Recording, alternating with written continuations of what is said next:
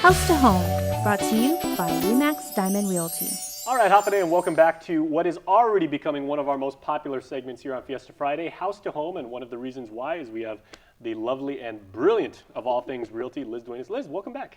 Thank you for having me. All right, good to see you again. Okay, we're going to talk about some properties now, but I want to do something that's a little bit timely, playing into the bad weather of late. You know, we've been talking about here on House to Home between the client and realtor relationship and everything, especially for renters. Is there some gray area, like for putting up storm shutters or preparing a property if you're just on a rental arrangement? Usually in the lease, and we advise the tenants, you know, tenants are responsible. Let's say if they have a yard, they're responsible for the yard work.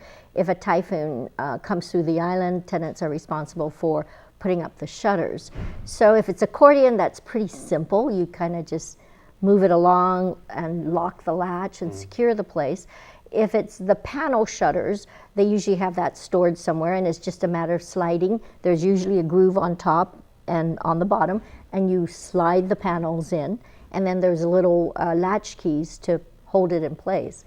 But yes, the tenant is responsible for doing that. And this is probably the same thing if you belong to a place that has a homeowners association, or A homeowners association, depending on the structure and the type of windows. I mean, if they're too high, sometimes I know some owners, they'd have the typhoon shutters. All the tenant has to do is reach out, slide over the screen, and enclose the shutters. And there's usually an indoor latch. All right, long story short, check your lease. Yes. Okay, yes. So speaking of lease and hopefully ownership and everything like that, what have you got for us this week? Well, I have a 3-bedroom condo in Tumon. The owner has reduced it to $200,000. It's a 3-bedroom, and it's in the San Vitoris Terrace neighborhood. The cool part about this unit is it's the last building, and you do have a wonderful ocean view. It's the only unit in the complex where you can drive right up next to it, get out of your vehicle, and walk to your front door. All the other units, you pretty much have to walk up some stairs, go up 2 flights of stairs or 1 flight of stairs. This one, you just drive on in, come out, go right to your front door. Is that kind of like Guam's version of a brownstone almost, or something like that? Something like that. Something like that, yeah. But it's an end unit which offers a view.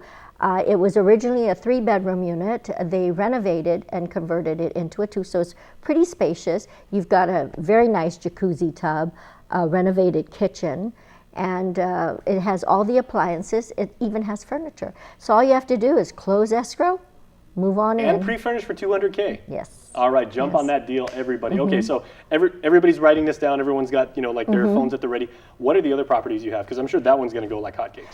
Yes, the other one I have is Buena Vista Estates. This one is located in Talafofo.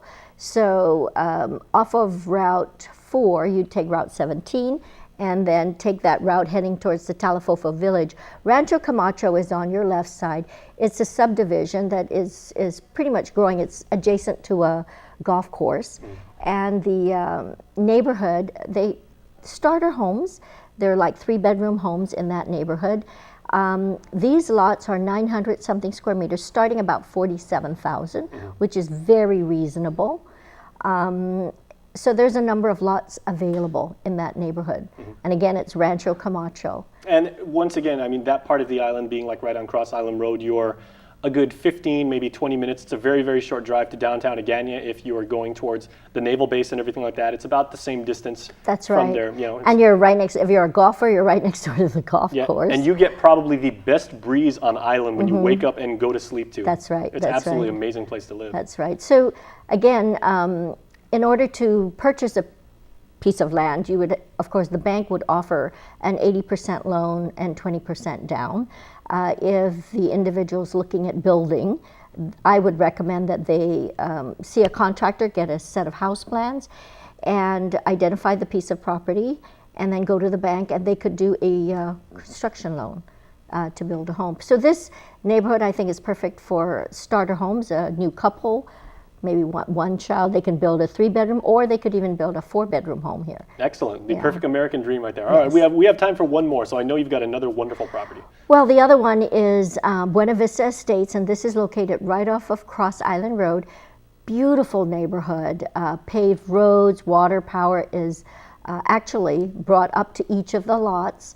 And depending on where you are, we have 3 phases, phase 1, 2, and 3. And there are certain lots that have a gorgeous ocean view, and some of the lots have the valley views. So green, so aesthetically pleasing. So if you're looking for a green environment, this would be the place for you. The lots start at $70,000. Very affordable. Yeah, it's very affordable. We've actually have a few offers that we've are entertaining this week for $70,000. I think there was one offer for like an $85,000 lot. And the individual plans to build a 3-bedroom home on it. So it's really nice. Now, plus, I'm not sure if this is in the listings, which of course you can find right now on the web at remaxguam.com.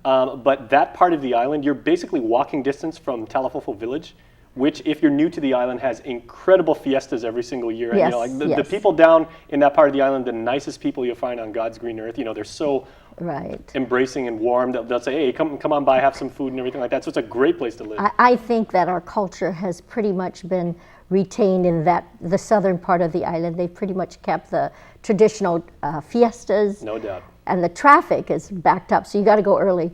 So that's why it's great to live there. Yes. You can actually invite your friends over, say, park Exactly. at my place. All right, Liz, thanks so much again. We'll see you next week. Thank you. All right, and please stay tuned because we will be right back after this.